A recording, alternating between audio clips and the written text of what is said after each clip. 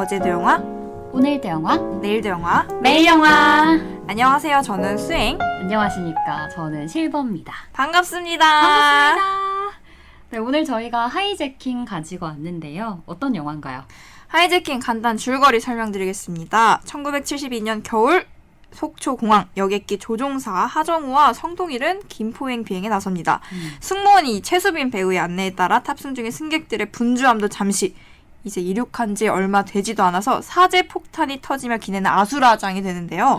여객기를 통째로 납치하려는 우리 여진구는 조종실을 장악하고 무작정 북으로 기수를 돌리라 협박합니다. 폭발 충격으로 이 성동일 조종사는 한쪽 시력을 잃고 이제 여객기를 조종할 수 있는 사람은 하정우 뿐인데 여객기를 무사히 착륙시키기 위한 사투국 김성환 감독이 20년 만에 첫 장편을 연출한 겁니다. 아, 그러면 상업영화, 장편영화가 없었어? 그쵸. 최초입니다. 그래서 어떻게 20년을 계셨는데 한 번도 없었어? 그쵸. 대단하시다. 2004년 꽃피는 봄이 오면으로 이 김성환 감독이 영화판에 들어왔는데 2024년에 하이제킹이 개봉했지 않습니까? 대박이다. 그쵸. 와.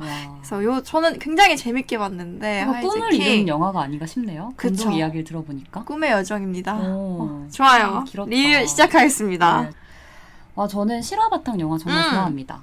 확실히 이런 영화는 실화가 주는 이 무게감이 있는 것 같아. 저는 역사적 사건이 기반이 되는 영화, 실화 배경인 영화를 좋아하는 게 사실감이 있잖아. 실제 있었던 일이니까. 맞아요. 근데 그걸 어떻게 각색하냐에 따라도 다르지만 기본적으로 실제 사건이었기 때문에 몰입이 잘 돼. 그냥. 그쵸. 이 영화에 굳이 빠져들려고 노력하지 않더라도 자연스럽게 몰입될 수 있어서 좋아합니다.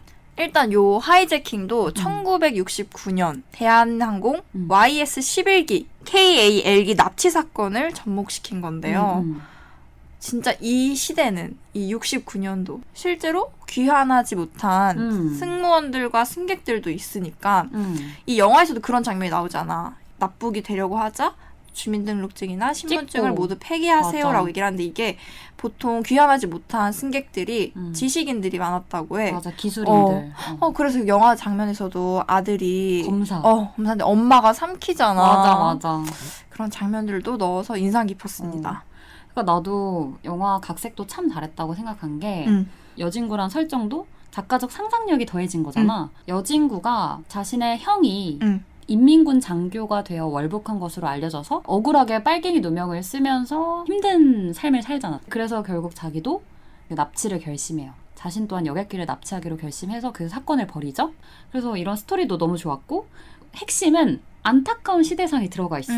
빨갱이라고 오해받는 사람이 또 납치를 저지른다라는 뭐랄까 우리 대한민국에서만 겪을 수 있는 분단의 아픔이랄까? 그런 안타까운 시대상이 영화로 완성된 것 같아서 몰입해서 봤고 이 영화의 모티브가 된 사건을 좀 얘기하면 실제로도 승객 전원 생존했대.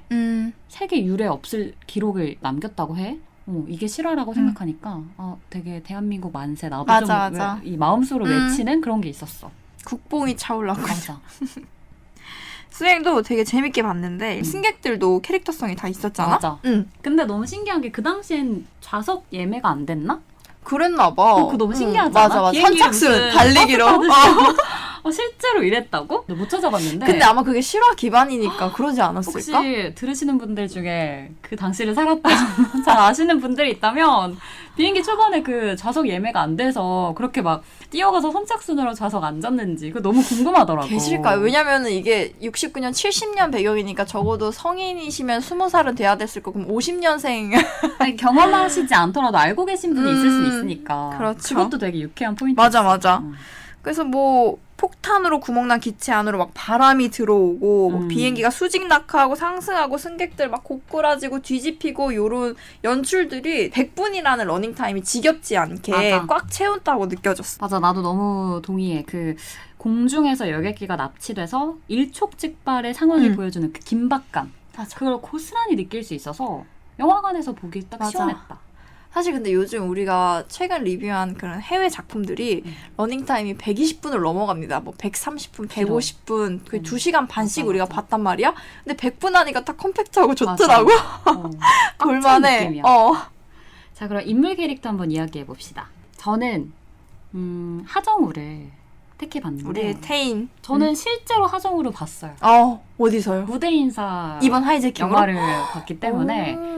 근데 하정우 씨가 굉장히 더 매력이 있으시더라고요. 그럴 것 포스가. 같아. 배우들은 되게 실제로 너무 포스가 있었고 어쨌든 하정우는 극중에서 여객기의 부기장 태인 역할을 맡습니다. 이번 영화가 실화 바탕이기 때문에 성동일도 그렇고 모든 배우들이 담백하게 연기하려고 노력했다고 하더라고. 하정우 씨가 이런 좀 테러 영화랑 잘 어울리는 것 같아. 카리스마 있어서 그런가. 그 더 테러 라이브도 있었고 어떤 긴박한 상황에서 살아남기 위해서 고군분투하는 주인공 역할 찰떡입니다. 맞아.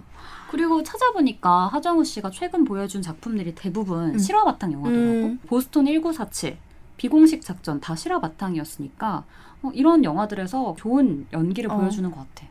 실화 바탕 영화라는 게 배우 입장에서는 실존 인물을 연기하는 거잖아. 그게 사실 좀 어려울 수 있거든. 아예 없는 인물을 자기만의 해석으로 각색해서 캐릭터화시키는 건 몰라. 나도 연기를 안 해봐서 모르겠지만 되려 그게 더 쉽지 않을까 싶거든. 근데 기존에 있는 인물을 이미 사람들에게 인식된 인물이라면 더 어려웠을 것 같아. 조심스러웠을 것 같아. 좀 자료조사나 이런 역사 공부가 좀 많이 필요하지 않았을까. 맞아. 좋아. 저는 그렇습니다. 우리 빌런 여진구 용대역이죠. 영화의 메인 빌런인데 모티브가 이제 실제 사건을 일으킨 테러범 김상태 씨라고 해요. 그래서 이 부패 경찰들이 책에 몰래 북한 삐라를 넣어 만든 사상범 누명을 쓰고 감옥에 간 동안 어머니가 아사하는 비극을 겪은 복수형 악역인데 근데 저는 어쨌든 여진구가 테러를 저지른데 복수라는 그런 명확한 서사가 있잖아요. 그래서 저는 빌런이 약하게 느껴졌어요. 진짜 무서운 건 진짜 또라이. 맞아. 이유 없이 죽이는 게 진짜 묻지마살이. 그런 게 진짜 무서운 건데 그치. 이런 슬픈 사연이 있다고 하니 막상 이 악역을 욕할 수도 없을 것 같고 뭔가 사연이 있어서 좀 마음이 아프면서도 약하지 않았나 그런 아쉬움이 좀 있었지만 그래도 여진구의 얼굴을 좀 스크린에서 간만에 좀 하정우 씨랑 합이 좋지 않나요? 케미가? 맞아. 여진구가 갖고 있는 원래 그 배우가 주는 이미지는 맑고 그치. 바르고 반듯한 느낌인데 이번 영화에서 악역을 했잖아. 잘 소화하셨더라고. 맞아. 좋았어. 그래서 좀 케미도 잘 맞고 재밌게 봐서 반갑고 또 성동일 씨 또 기장석에서 맞아. 아주 든든하게 자리를 지키고 있었는데 한쪽 눈을 잃었음에도 불구하고 비행기를 잘 착륙시키는데 일조를 했다. 큰 역할을 했다. 성동일 씨야말로 역대 그 연기 중에서 가장 담백하지 않았나? 맞아. 항상 뭔가 사투리 구수하게 쓰고 약간 능청스럽고 유머스럽고 코미디스러운 부분이 음파에 있었는데 나오는 아빠 역할 딱 그 역할. 맞아. 이번에는 딱 중심을 계속 그 자리에서 잘 지켰던 것 같아. 정극 같았어. 맞아. 그래서 이 부기장 모티브가 실제 사건 당시 기장인 이강은 씨라고 해. 자, 그러면 극중의 조종사 하정우를 보면서 직업적 사명감 이거에 대해서 또 얘기를 안 해볼 수가 없죠. 그렇죠. 운항 중인 항공기가 불법으로 납치된 상황에서 정의롭고 휴머니즘 가득한 부기장 하정우는 진짜 이기적이지 않았고 누구보다 그 직업적 사명감이 가득한 모습을 보여주거든. 근데 나는 개인적으로 이 직업인으로서 가져야 할 사명감 이거에 대해서 생각해보면 그런 직업이 있어. 비행기 조종사, 소방관, 의사, 경찰 이런 직업들은 승객들의 안전, 환자의 생명 이런 걸 관여하는 종사자들이기 때문에 업에 대해서 갖는 사명감이나 윤리적 의식이 좀 차원이 다른 것 같고 책임감이 남다르지 않을까. 남달러야 한다고 그쵸. 생각하고 만약에 내가 하정우라면 저런 선택을 할 수 있을까? 특히 그 폭탄을 자기 온몸으로 막잖아. 그래서 결국 다리가 잘려나갔나? 맞아요. 팔이 잘려나갔나? 자기가 불구가 될 수 있음에도 불구하고 승객들의 안전을 위해서 폭탄을 온몸으로 맞고 끝까지 안전 착륙하기 위해서 그 노력하는 그 모습들. 어나더 레벨이었다. 그쵸. 쉽지 않죠. 그런 상황에서. 수행은 어떻습니까? 저는 근데 사실 죽음을 안 두려워해요. 대신에 죽음 무서워하지 않대 책임감은 강한 걸 스스로 알고 있어서 이런 상황이면은 제 몸 하나 희생하는 거 아무것도 아닐 것 같아. 난 무조건 직업적 사명감을 선택하지 않을까. 그래서 이거는 사실 고민도 안 됐어. 죽음이 무섭지 않아서. 실버는요? 저는 진짜 상황이 돼봐야지 알 것 같아요. 만약에 내가 당장 먹여 살려야 할 자식이 있고 가족이 있다면 그 순간에서도 내가 이런 선택을 할 수 있을까라는 생각이 문득 들었어. 고민할 때. 자, 그럼 이 영화가 또 제작비가 어마어마하더라고요. 130억 원을 투자했습니다. 비행기 씬이기 때문에 CG가 많이 들어갔잖아요. 제작 비하인드에 대해서 좀 얘기를 해보겠습니다. 실제로 이 세트장을 철저한 고증에 맞춰서 제작을 했대요. 여객기를 그대로 사이즈를 똑같이 구현을 해서 제작을 했고, 그렇다 보니까 공간이 넉넉하지 않잖아요. 옛날 비행기니까 또 얼마나 좁겠어요. 큰 비행기가 아니더만, 여객기 자체 맞아요. 사이즈가. 그래서 촬영할 때 힘들었대. 왜냐면 스태프들이 얼마나 많아. 그치. 배우, 뭐 장비도 다 들어가야 되고. 근데 그걸 다 밖에서 대기하면서 찍었다고 해. 그리고 공간이 좁다 보니까 싸움 장면에서 대역 없이 실제 배우들이 할 수밖에 없었다고 해요. 더 사실적이고 몰입도 높은 장면이 나온 것 같고, 또 비행기도 360도 회전하나?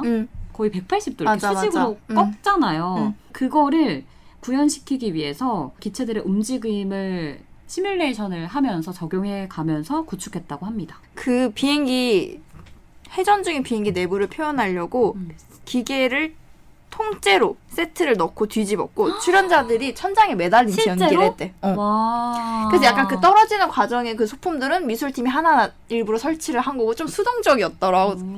그 장면 기억나? 여진이가 수류탄 터트리니까 모든 사람과 사물이 딱 멈추거든? 이거 어떻게 찍었냐면은 배우들이 진짜 딱 정지해 있었고 그 사이를 카메라가 빠르게 돌아다니면서 완전 수동으로 다 찍었다고 해. 대박이다. 그래서 이거를 하루 종일 찍을 정도로 배우들이 고생을 많이 했다고. 그러면 진짜 연기에 몰입하기 힘들었을 것 같은데? 응. 그 중력을 거스르는 맞아. 연기까지 해야 되니까. 그치. 매일 영화 녹음일 기준 누적 관객 수가 168만 명이야. 그러니까 이게 지금 개봉한 지 한 달이 지난 시점인데 손익 분기점은 좀 넘기기 힘들지 않았을까. 좋습니다. 자, 그럼 저희가 다음에 또 재밌고 좋은 작품 또 가지고 돌아올게요. 저희는 어제도 영화, 오늘도 영화, 내일도 영화, 매일 영화!